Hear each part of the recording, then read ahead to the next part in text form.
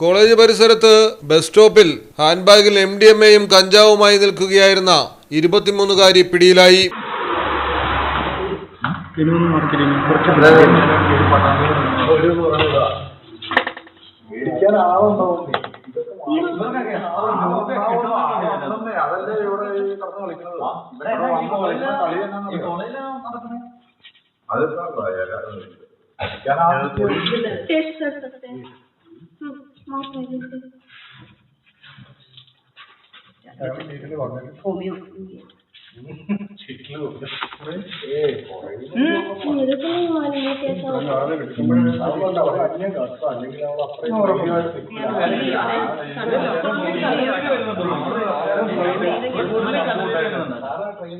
കൊച്ചി പിറവം പാമ്പാക്കുടയിലാണ് സംഭവം. പാമ്പാക്കുട മേഖലകളിൽ കോളേജ് വിദ്യാർത്ഥികൾക്കിടയിൽ ലഹരി വസ്തുക്കളുടെ വിൽപ്പന വ്യാപകമെന്ന് പരാതി ഉയർന്നിരുന്നു. തുടർന്ന് എക്സൈസ് സംഘം മേഖലയിൽ പട്രോളിംഗ് ഊർജിതമാക്കുകയും ചെയ്തിരുന്നു.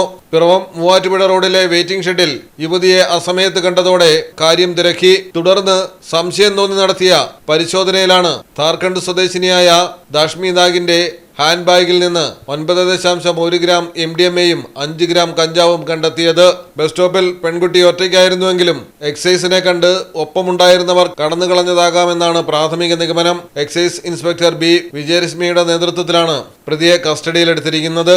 പെൺകുട്ടിയെ മുമ്പും പ്രദേശത്ത് കണ്ടിരുന്നതായി നാട്ടുകാർ പറയുന്നു. മലയാളം ടെലിവിഷൻ, കൊച്ചി.